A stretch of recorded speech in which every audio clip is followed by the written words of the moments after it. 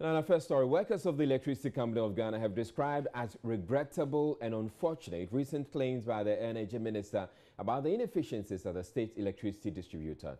Wache Jaku told home journalists after a ceremony in Accra, ECG, among others, was a debt-piling entity that could not account for power supplied to it to distribute. He cited a number of instances that the company failed to collect revenue for electricity it had supplied. The minister repeated some of his comments at the National Policy Summit in Accra on Tuesday. 21% of power supplied to ECG is lost.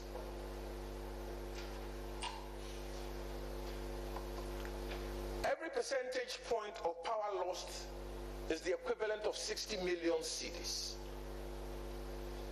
I am not saying that ECG should not lose any power at all.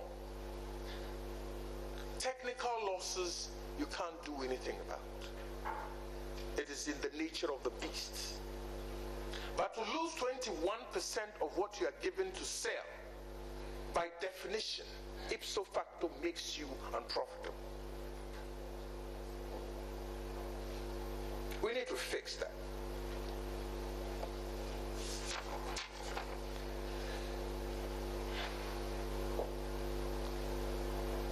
Part of the innovation, therefore, as we improve the reliability and availability of power, is to fix the balance sheet of our distribution entities, NEDCO, ECG.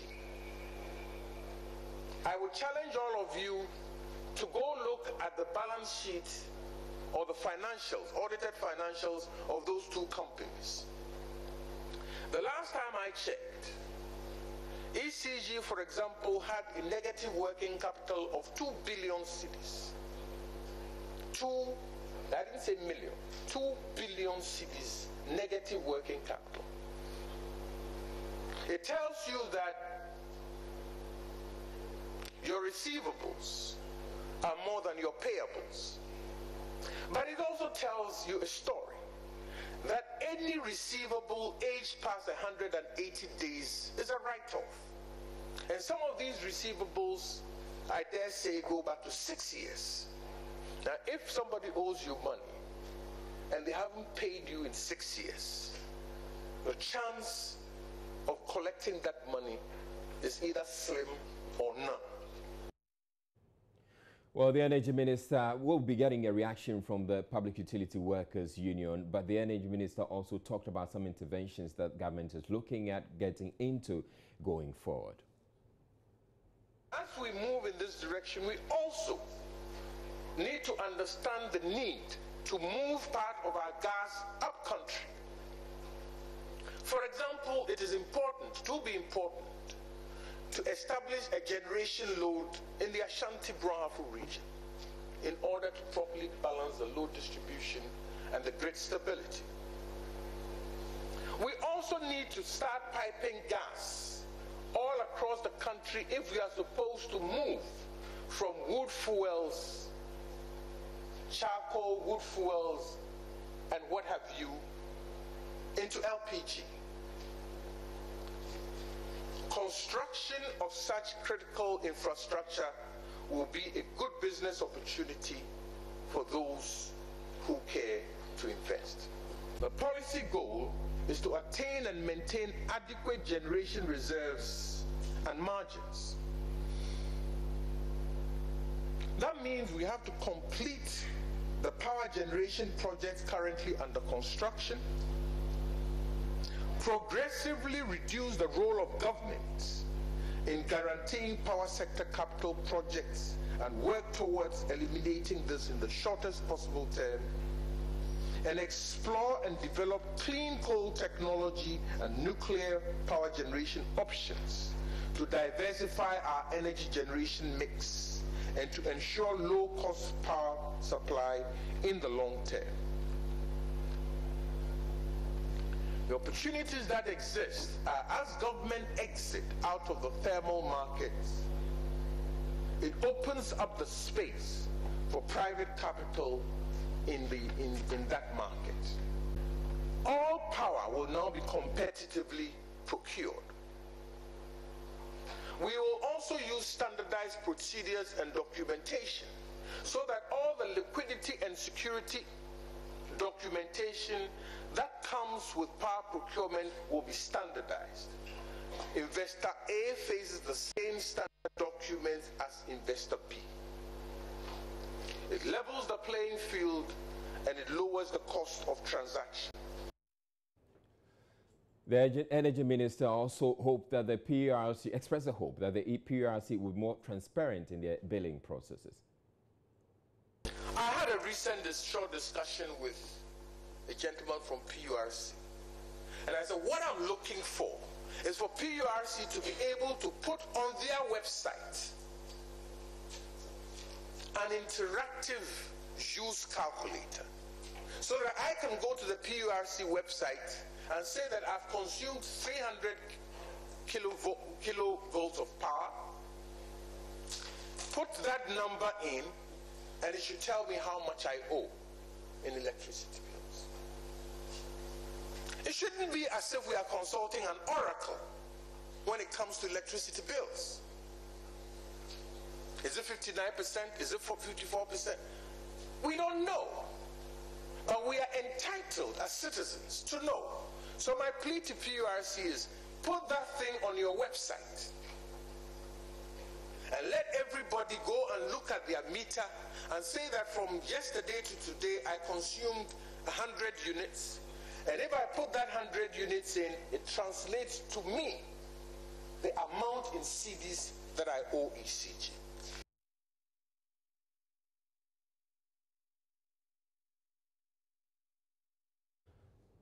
Well, the Public Utilities Workers Union has reacted just as it promised in their interview when they spoke with us yesterday, that they were going to put out a rejoinder to what has been said by the minister, and we're bringing you that. We're hoping that we could get to speak with them, but we're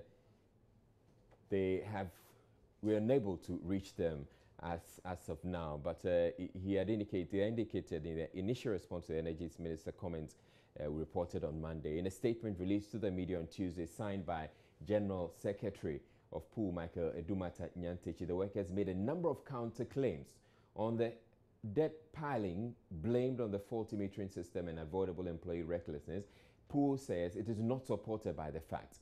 On the contrary, it says ECG's current average weekly collection is almost 104 million cedis. That's against a target of 130 million cedis. This, it says, excludes indebtedness by the MMDAs and Ghana Water Company Limited, which are state entities, and that if there is any accumulation of debt, then it is just coming from the angle of the MMDAs. And then they also talk about this to indicate that for the first 3 months of 2017, the MMDA debts total 226 million, and that of this debt for 2017, government has paid 18 million.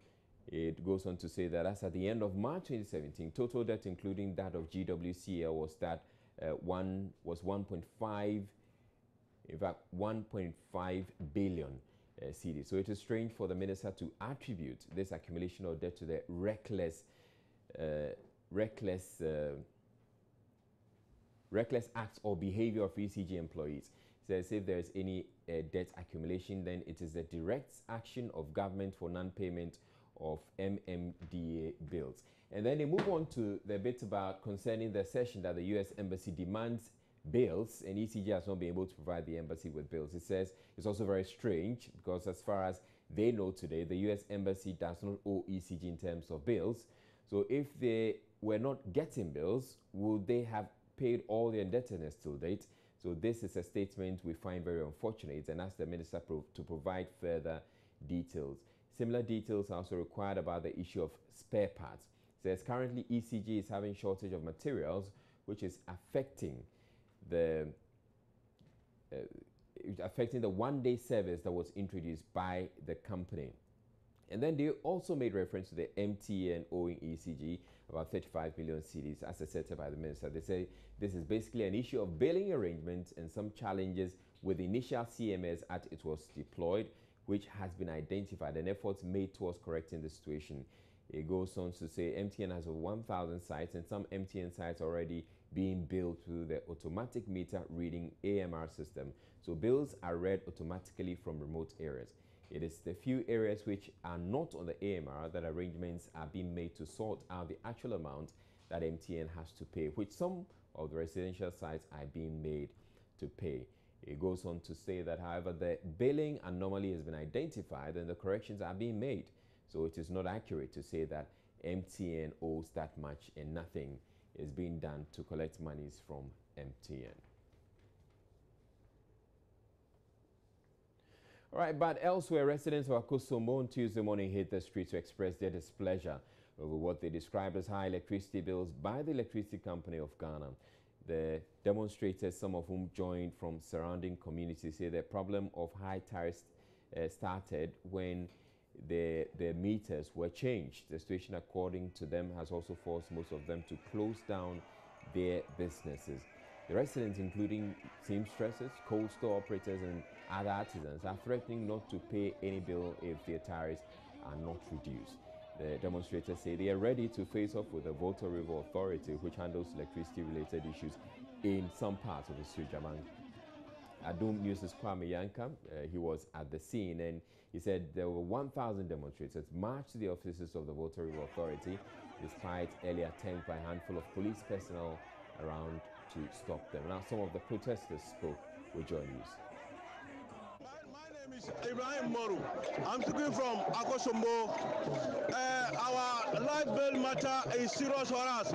We appeal to everybody in Ghana here to talk some for us. We are suffering.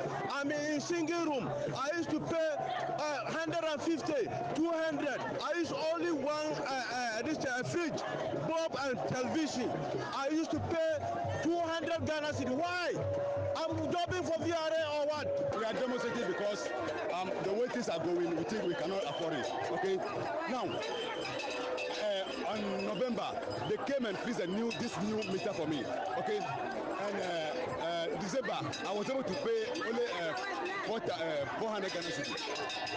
Just yesterday, the bill that came, I was supposed to pay 7,000 Ghana cedi. Just last month, 1 month, for 7,000 Ghana cedi. Why?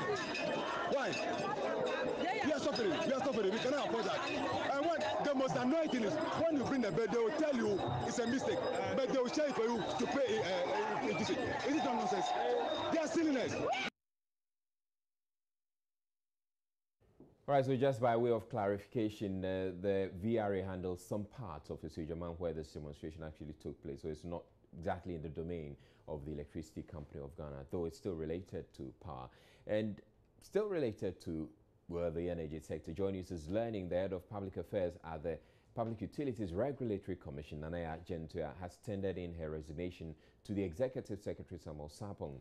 We cannot independently verify the internal memo we've cited coming from our sources at the Commission, but the head of public affairs at PRC, Nanaya Gentua, and her boss Samuel Sarpong are the subjects of an ongoing BNI probe following a Joy News expose on questionable payments made at the Commission. And I will bring you the letter in a bit. It indicates that, so it says, I wish to resign from the Commission effective November 11, 2017. Prior to my resignation, I wish to take all outstanding leave, which is accruable to me as a staff of the Commission, starting from June 4, 2017. I wish to thank the Commission for giving me the opportunity to serve 13 years of my 26 years working life in the public service. Whilst on leave, I'll be available anytime the Commission needs me. And it's signed, Nanaya Achimpim Jantua.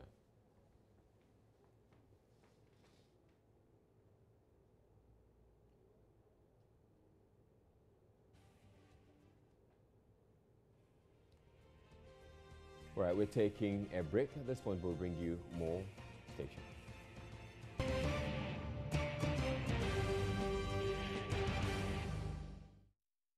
From electricity, we move to water, where the Ghana Water Company will soon be piloting new technology. It says should enhance the disinfection of water at a treatment plant and reduce the operational cost.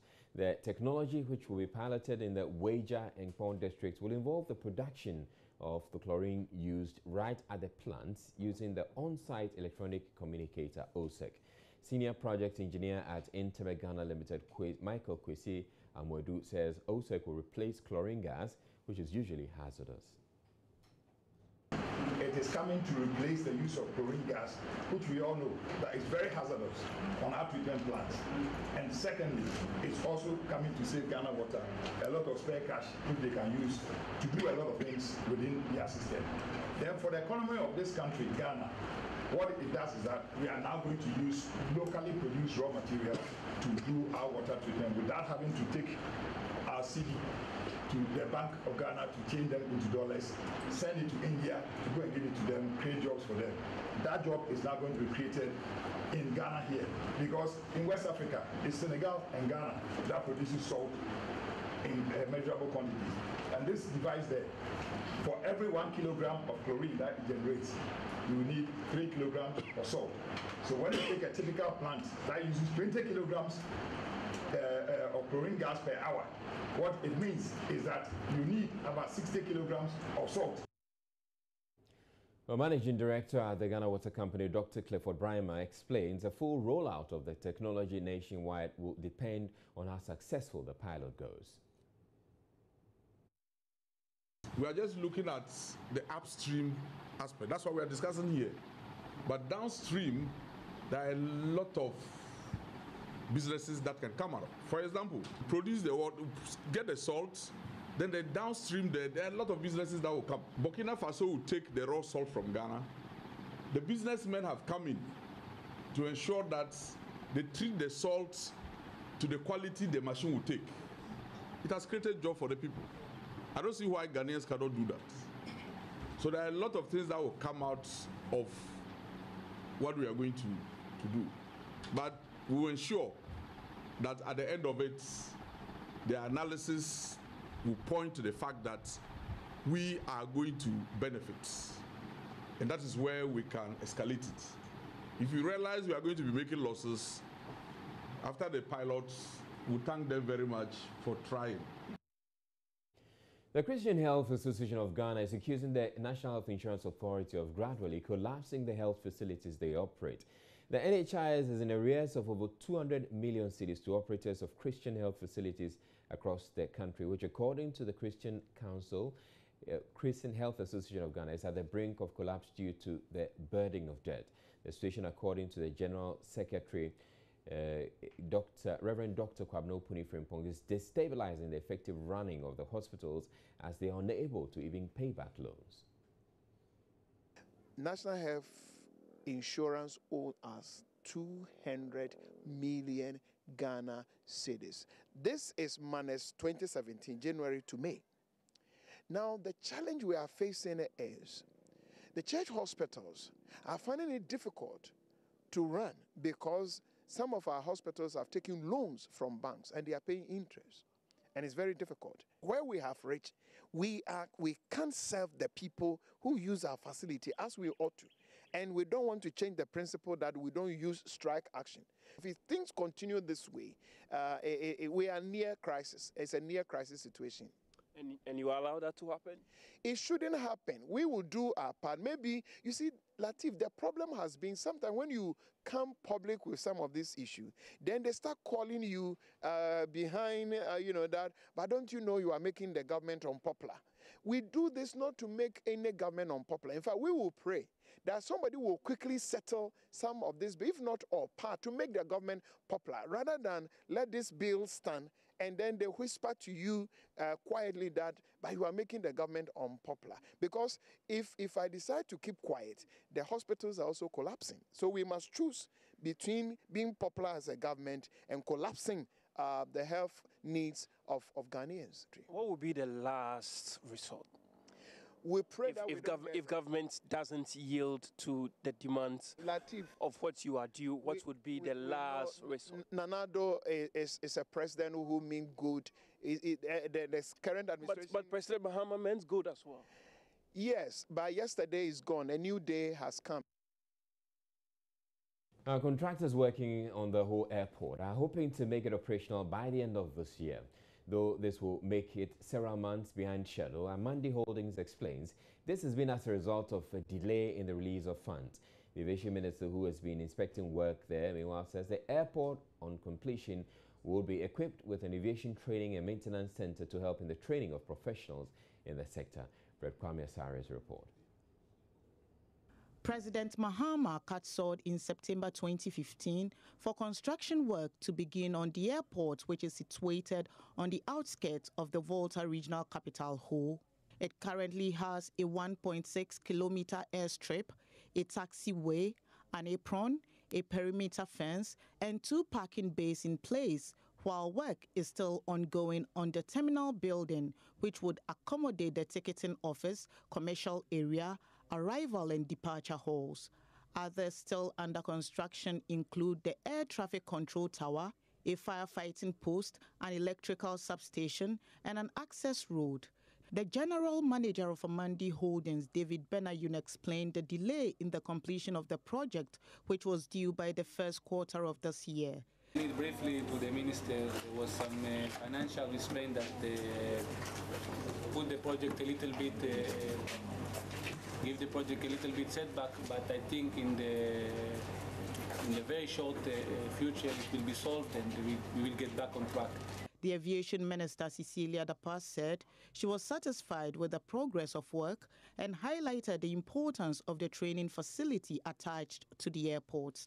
We have noticed that they have fenced, perimeter fencing, which is a component of the contract. I think henceforth all our airports should have that component in the agreement.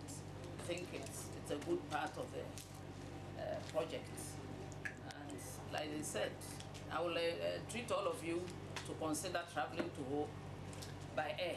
Construction of the Ho airport is estimated to cost $25 million, and it is expected to create direct and indirect jobs for over 400 Ghanaians. Fred Kwame Asari's report for Joy News.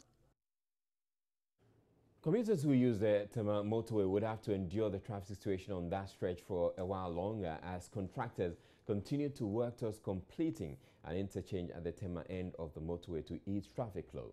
Construction, which started sometime in October last year, is expected to be completed in August, which means that until then, the gridlock that commuters who use the route have had to contend with in the last few weeks will persist for a while. Joy News' Maxwell Agbagba joined the chaos Tuesday morning and filed this report. Easily make your way to your destination. But if you're heading westwards towards the central business district or to Accra or to Akosombo, that is where we have the real challenge of a bumper to bumper traffic here right now, as the Tema motorway roundabout has, currently gained notoriety for a lot of the passengers sitting in trotros in their private vehicles. A lot of them, after standing here for about 30 minutes, I watched them. A lot of them look distressed, some of them frustrated about the situation here at the Tema motorway roundabout. There was one gentleman that I had interactions with earlier in an off-record conversation. He tells me that he works in East Legon and sometimes he has to leave home as early as 7 o'clock a.m. But he ends up getting to his workplace sometimes around 10 o'clock a.m. A stretch that is like about 100 meters, sometimes 200 meters. He ends up spending about 2 good hours, sometimes 1 hour in traffic. Some people who are selling here on the shoulders of the road tell us that today what we are seeing is actually a mild version of the situation here on the Tema motorway roundabout. What is, complicating issues and aggravating the traffic situation here, I must say, actually, it's how some drivers are actually using unapproved routes to join the main stretch here. So you find about 2, 3, 4, 5 trotros sometimes using some unapproved routes to get into the main stretch. If you get closer also to the roundabout, you find some trotros packed very close to the shoulders of the road. Now let's get closer. Let me get closer and speak to some drivers who've been in traffic here. Let's get closer to them. Sir, how long have you been in traffic? About 25 minutes. 25 minutes? Yes, please. And that's supposed to be like a stretch that should take you like how many minutes? Very stressful, very, very stressful. Very, very stressful. So we are pleading with the government. They should speed up a little bit for us. Where's your workplace? to Community 25. Okay, do you do this? To Community 12. Do you do this every day? Every blessed day. Every blessed day. Tell me, how stressful is it, using this stretch? It's just like you are saying, it isn't easy at all. You have to go through this, and at times when you leave the house around 7:30, if you are not very careful, you get to your destination around 9 or something, and if you're going to work. And I can see your daughter sitting in the back seat of the car. She's not too excited about it. Yes, I'm not the least excited, but what can I do? Okay. There is nothing more. You just heard that gentleman. He's taking his child to school, and they have to endure the traffic for a very long time. So the travel is very difficult for us. I've just used about almost 25 to 30 minutes just from the traffic light to run about here. So in fact, they have to do something about it right now. How is that affecting you? It's affecting our daily work because I'm supposed to go to Batu and go to Kasua for 2 trips, but I cannot. Before I close, it's around 9 or 10 o'clock p.m. So they have to know how to do it, especially at the junction that the trottoir people.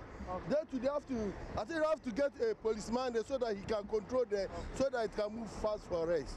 Okay. Bye. Right, you're watching Joy News Prime. We're taking a break, but still to come. Women at Dulce in the Upper West region showing love to their husbands in a unique way. I'll be telling you all about it. Stay tuned.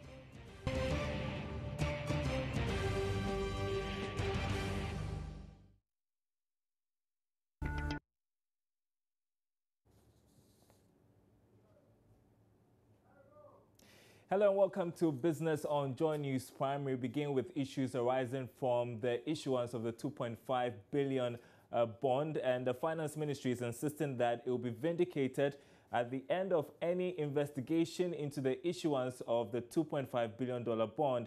It follows a petition that has been filed by the minority in Parliament with the U.S. capital market regulator, SEC. The action is to cause some investigations into claims of conflict of interest and insider trading with the bond. But Deputy Minister of Finance, Kweku Kwatin, tells Joy Business their good works would douse any negative investor action. I'm not worried at all.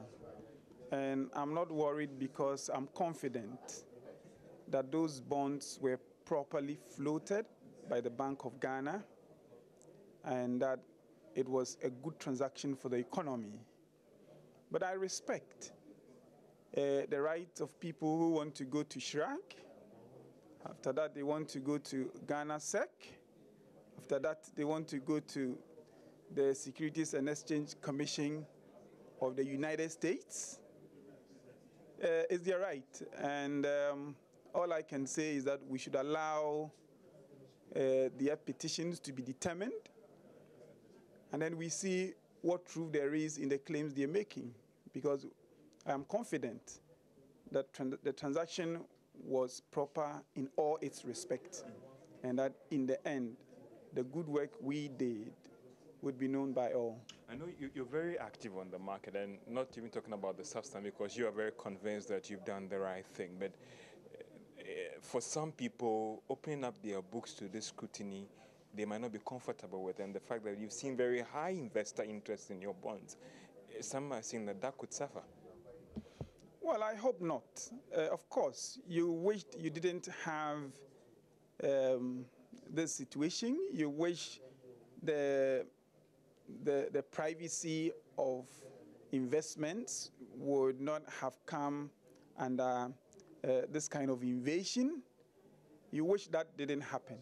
But we're here, and we can only say that going forward, the prudent and good economic management strategies, in my opinion, would outweigh the tendency for any investor to want to move away from us because of this.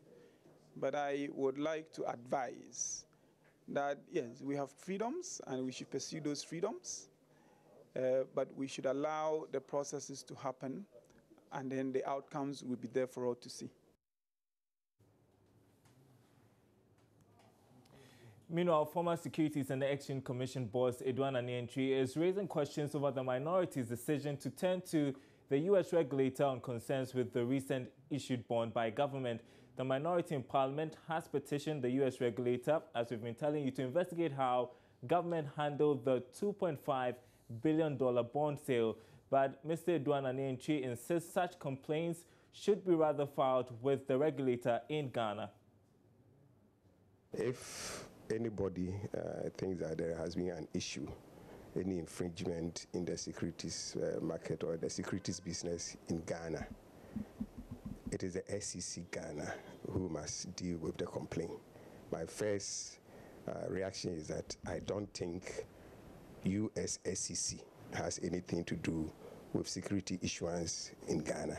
If there are any problems with security issuance in Ghana, the right forum is the SEC of Ghana and not SEC of US. But what we understand that this action was taken because of another party, Franklin Templeton, that also plays in the U.S. market, and they are accusing that company of insider trading and also the fact that there were conflict of interest, and that is why this petition by the minority has also been directed at the U.S. and they right to go this way because maybe their action or their response might be swift and faster compared to the Ghana Securities and Exchange Commission, which you were the former boss. Securities issued in this country are not regulated by U.S. securities laws. They are regulated by Ghanaian securities laws. So if you have any issue with securities that are being issued in Ghana, whether you have an issue with the issuer or a purchaser of the securities, it is the Ghana SEC which is the forum to handle it. In other news tonight, shareholders of Royal Bank have begun discussions to consider the impact of the proposed Bank of Ghana recapitalization on the operations. This is in preparation to meet the new capital requirement. Now, the Bank of Ghana has announced it is yet to come out with a new minimal capital requirement for banks operating in the country. In an interview with Joy Business, Managing Director of Royal Bank, Osei Asafo-Adjei, disclosed the bank's shareholders are prepared for any effects the new requirement will bring. The Bank of Ghana is set to increase commercial banks' capital requirements anytime soon to strengthen operations of banks in the country. In its bid to meet any effects of the new requirement, shareholders of Royal Bank have begun discussions to mitigate the impact on their operations. In an interview with Joy Business, Managing Director of Royal Bank, Osei Asafo-Adjei, disclosed that the bank is ready to meet the new requirement. Capitalization is a decision that has to be taken by the shareholders, and I can assure you our shareholders are seriously considering it. So when the time comes, we shall be ready. Okay, am I right to say you're already, prepared and waiting for the Bank of Ghana to come out with it? You see, it's a question of having to meet the capital that Bank of Ghana will come up with. We don't have any option. So I'm sure once Bank of Ghana is out with the limit, all of us will make every effort possible to meet the target. He disclosed this after the opening of the bank's studio branch in Accra. Mr. Asafo-Adjei also spoke about the new branch. As there are a lot of small businesses around, so the idea of being here is to get as close as possible to our SME customers who are our target market. Are there going to be any added value to what you've been doing already? Oh, obviously.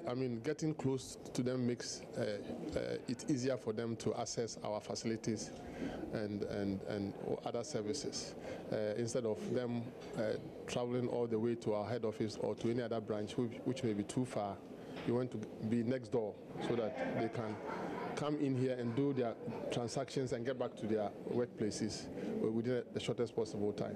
The new branch is expected to serve the financial needs of the Accra Technical University and also provide financial support for businesses. Financial institutions have been advised to partner telcos to be able to rope in more of the country's unbanked population into the mainstream banking sector. Despite the influx of many commercial banks in Ghana's banking space, about 70% of the population still remains unbanked. According to the executive director of Cal Bank, Philip Oredu, the percentage can only be reduced through digitization. He spoke with Joy Business at the launch of the company's bank assurance and Prudential Life insurance products.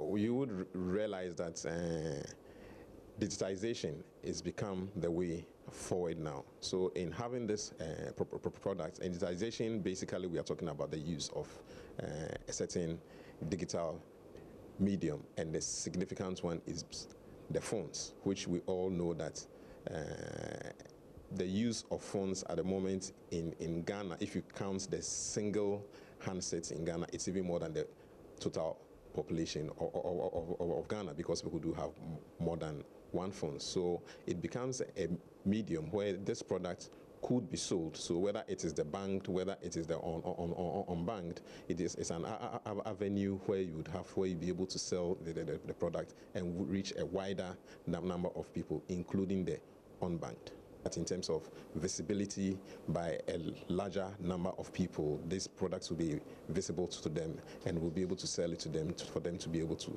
take it up, thereby ensuring that there's a higher level of penetration when it comes to insurance products. Now, some oil marketing companies, including Goel, Shell, and Total, among others, reduced the prices of their petroleum products as the second pricing window opened over the weekend.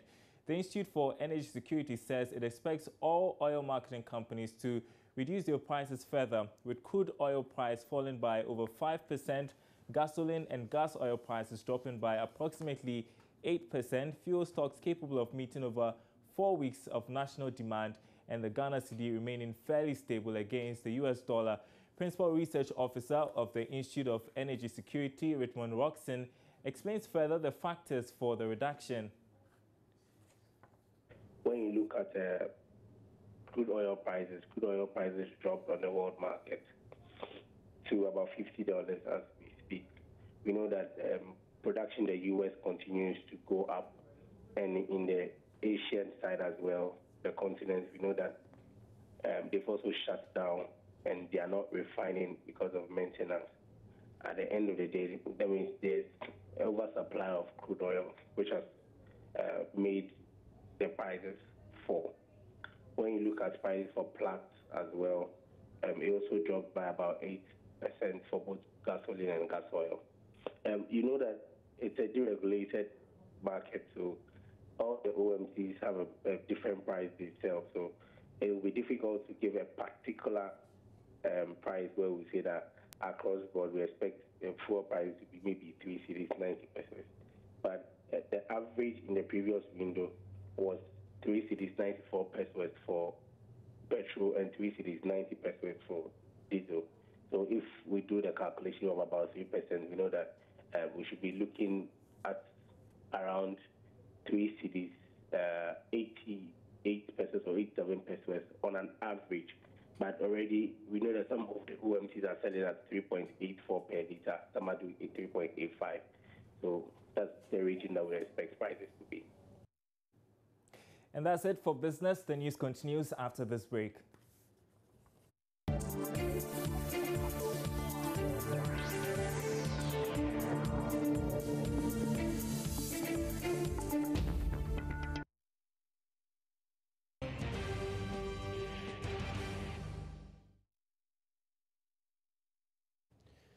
The Criminal Investigations Department of the Ghana Police Service is giving the Food and Drugs Authority approval to destroy over 90,000 packets of fake abortion drugs imported into the country by family planning giant DKT International. On January 16, 2017, Joy News investigations uncovered how thousands of pieces of unregistered abortion drugs were used by DKT International to terminate pregnancies in Ghana. This was part of a consignment imported into the country. Joy News is learning DKT International has paid for the cost of destroying the drugs. Kwete Nate has the rest of the story. On the 16th of January, Joy News revealed how family planning giant DKT International used thousands of pieces of unregistered abortion drugs to terminate pregnancies in the country. The drugs, misoprostol and mifeprostol, were part of a shipment of about 90,000 packets brought into the country with the assistance of Nigerian and Swiss drug dealers. The fast-moving ones for abortions and Viagra are being channeled through Nigeria through another foreigner who is spearheading all these transactions. So it comes through a back door. The FDA sanctioned DKT International and the Swiss drug dealer who helped in smuggling the unregistered abortion drugs into the country. On 23 January 2017, the Food and Drugs Authority confirmed payment of a 50,000 cedi fine imposed on the Swiss national. What is left outstanding now is the destruction of the drug. But DKT paid before the year ended and the Swiss national paid after the holidays. DKT International Country Director Kevin Hudson was recalled by the headquarters in Washington, D.C. following the expose. Joy News is learning that the Food and Drugs Authority has completed internal processes for the destruction of the drugs. Thomas Amedro is head of the Drug Enforcement Department at the FDA. Under the Public Health Act, we are supposed to supervise the disposal of any unwanted, expired, or unwholesome medical product. And so after this issue with the DKT, we wrote and recommended that the product should be disposed of under the supervision of the Food and Drugs Authority. But we are going through our own internal arrangements for that disposal because we need to get approval from our own management to provide logistics so that we can do the disposal. That approval has been given already. So now we need to write officially to the police for the release of the products. Then they can also be in attendance so that they will watch the proper disposal of the products. According to the WHO and all standard regulatory practices worldwide, products that you seize or detain should be kept under the recommended storage conditions until such time that you took a decision on their fate or you decided to dispose of them finally.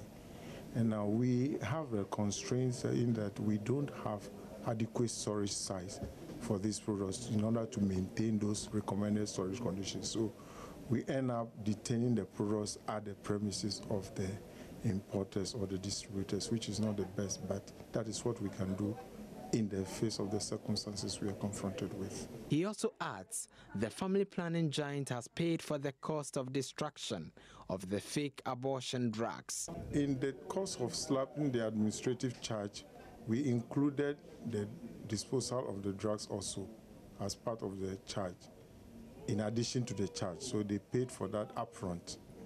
We just want to assure the public we are still working hard and we expect everybody to cooperate, especially those dealing in importation of medicines, to ensure they do due diligence, get their products registered, and also their facilities are up to the scratch as far as storage conditions are concerned. And then those on the consuming end should also check on the status of the products before they purchase them, and also as well as check on their expiry dates, whether they are within their shelf life, all these checks so that we all can have a safer country to be in. Reporting for Joy News, Kwete Nate, Accra.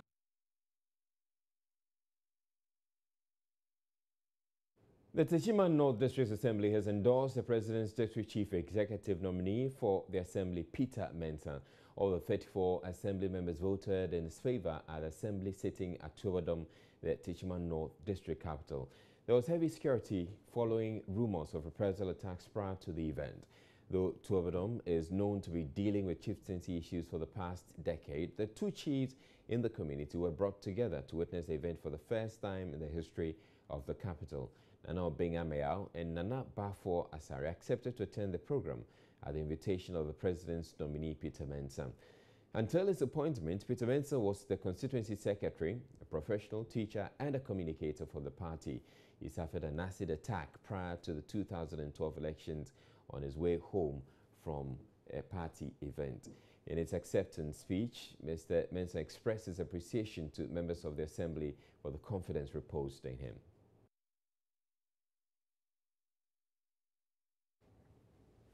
All right, so we're returning to our earlier story on the Techiman District Assembly, where the Assembly has endorsed the President's District Chief Executive nominee for the Assembly, Peter Mensah. All the 34 Assembly members voted in his favor at the Assembly sitting at Tuobodom, the Techiman North capital. There was heavy security following rumors of reprisal attacks prior to the event. Let's listen to Mr. Peter Mensah. It was quite impressive. In fact, today was quite a historic moment the climax of it all was to see the two chiefs from both factions of the community coming together to plead the case. I think, in fact, it was awesome, and Teachman North has recorded a very serious and significant history in our body politicking so far as the MPP and the government is concerned. So how did you do it, bringing the two together? Well, I think it was the handiwork of, God. It is actually beyond my comprehension. In fact, prior to my desire to apply for this position, in fact, I took a bold step by seeking the blessings from both sides of the chieftaincy divide, and they actually blessed me. I didn't know it will get to this extent, and I think the government is victorious, the party I belong to is victorious, and the community I come from, that is Chobodom, is also victorious. Okay, you had 100% endorsement. What do you say? What's your reaction towards that? Well, is that something you're expecting? Well, I work towards it. Having, coming from a political party and having opponents as well at the assembly in terms of political representation. Though the assembly is non-partisan, but behind the scene there are a lot of things that goes on there.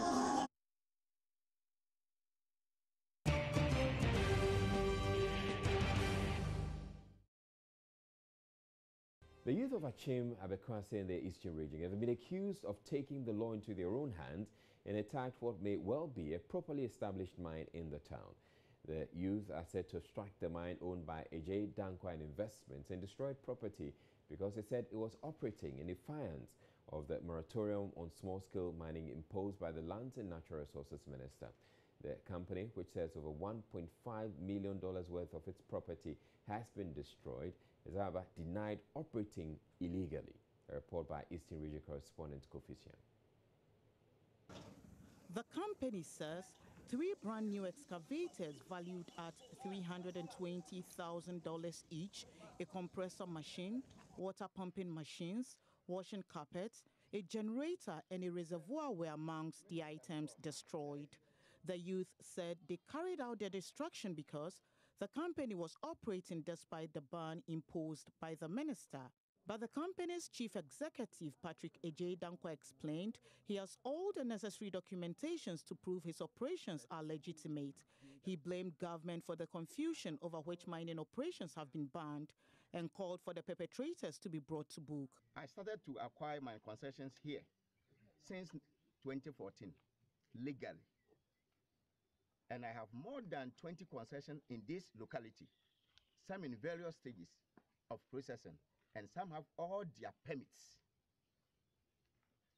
And for me to start operating here, a daba was held with the chiefs and the people of Abekwase at the chief palace. And the chief and his people requested from me to build a new chief palace. And apart from that, the chief and his elders demanded an amount in which I have paid all to them.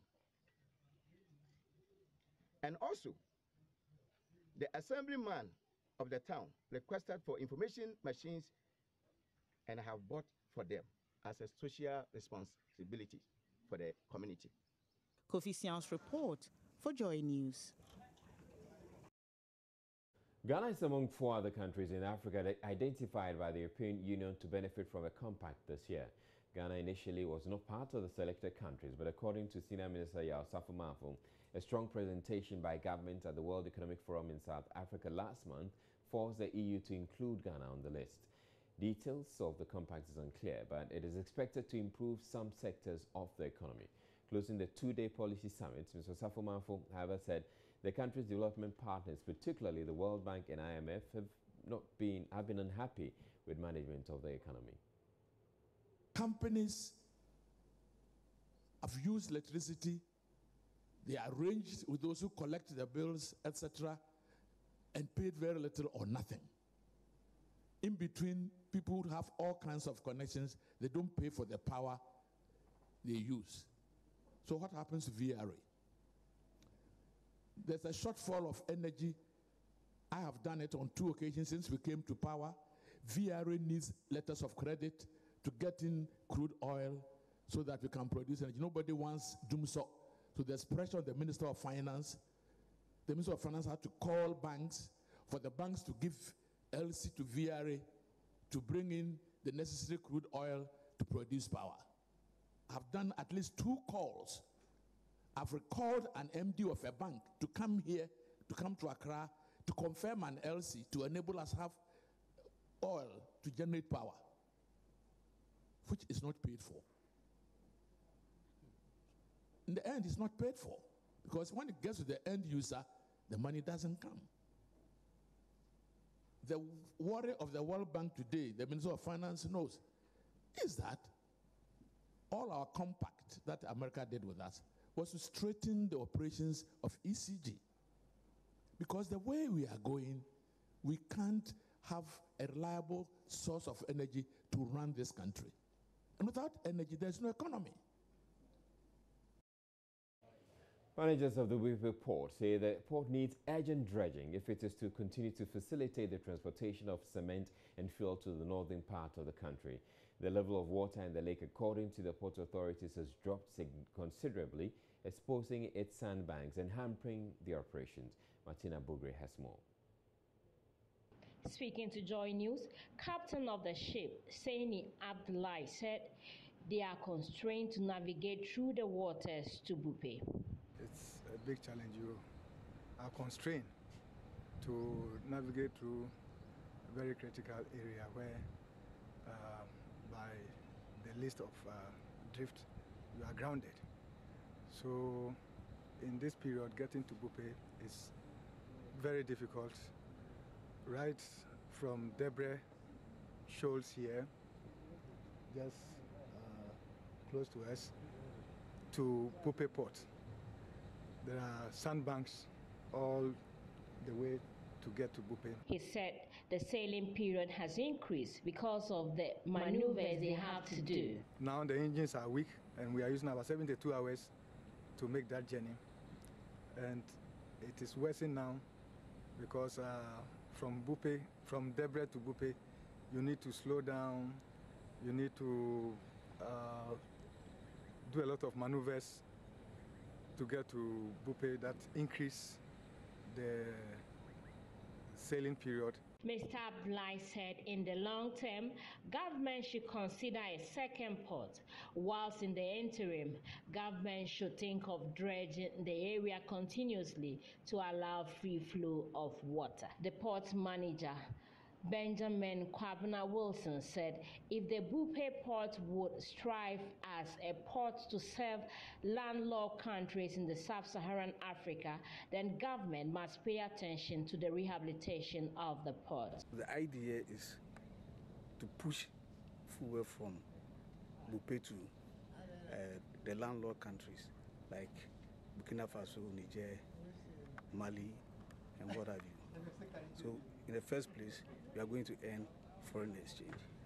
Apart from that, like I told you, we'll be saving lives on the road. Environmentally, we are more friendly than the vehicles. And then it's cheaper when we use the vessel because we'll be using just few liters to push this greater volume of diesel from Makusumo to Bupe. It is the hope of managers of the Bupe port that government would come in soon to take care of the situation, to enable them have an all-year-round operation. For Joy News, Martina Bugri reporting from Debre in the northern region. Now, the process I'm about to describe could be quite offensive to some viewers, but it has got a romantic twist to it, so don't be too quick to judge until I'm through. Imagine the pungent smell of cow dung mixed with soft sand and mashed, and then with your bare hands as a trowel, use the paste to plaster your home made of mud and bricks. That's how far women at Dulce in the Wa East district of the Upper West region go through to prove their commitment to their marriages. Rafiq Salam reports, in the land where cement is hard to come by, the women produce mortar with love.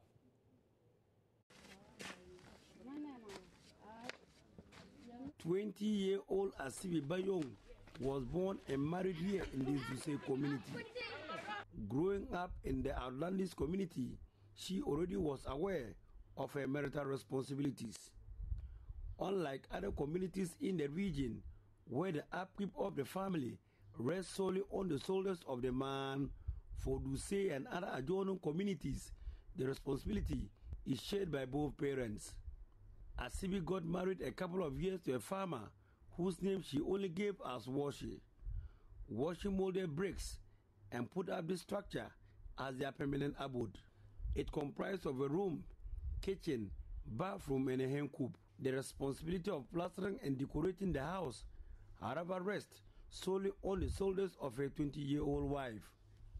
She has a Herculean task and onerous duty to go for cow dung from a distant kraal for the plastering of the house. I always go to the kraal to fetch the cow dung. I mix the cow dung with water and mash it. I then add soft sand from the valley. She has no simple tool to use for the plastering except her bare hands. She uses her hands as a trowel. Asibi has no level to keep her work plumb, nor the mason's line to check its straightness. She is aware that using cement would have made the building stronger and nicer, but due to their poverty level, they cannot afford them. Apart from the pungent smell they inhale from the cow dung, they still have many challenges they are grappling with. You could either be kicked by the cow or bitten by a snake in your search for the cow dung. We are poor and have no option. The blunt truth from this rocky Chekele community is that the women love their husband. In order to win more of their heart, they need to do certain things to justify their inclusion and have a place in their heart. Maybe helping to construct a house is the one that can do the trick for them. It is not only the construction of a house that the responsibility is shared. Provision of food for the family is also shared. Whilst their husbands are responsible for the plowing of the farmlands, their women are also responsible for the planting of the seeds. After harvesting, the men sell some of the produce, leaving the rest for the upkeep of the family. Asibi sells firewood to enable her buy ingredients to complement the efforts of her husband. Our husbands doesn't have any work apart from farming. We have to sell firewood to buy ingredients. Take the maize or millet given to us to grinding mill. I sell the firewood for 40 Ghana cedis. As for here, once the produce are brought from the farm, our husbands expect nothing from us than food on their table. The men, on the other hand, will have wished that the status quo is changed for them to take full responsibility for the upkeep of the family. However, it is the poverty quagmire they are wallowing in which is a stumbling block. Nyadie Isaku Wayo is a teacher and an indigent of the area. Is your community ready to change with this kind of attitude where women share the responsibility? Okay, the community is just doing their best, but it's not easy. It's not easy because it's a famine. Sometimes it's not easy to meet regularly, or even who should tell them to do it is not coming up, because it's a rural community. It's not easy over there. Most of them, I can count only one person is a retired over there.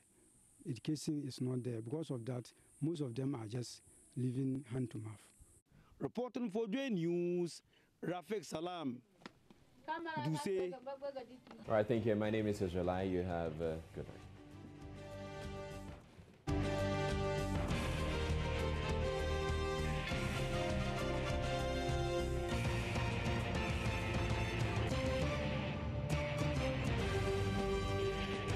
This is Joy News Prime.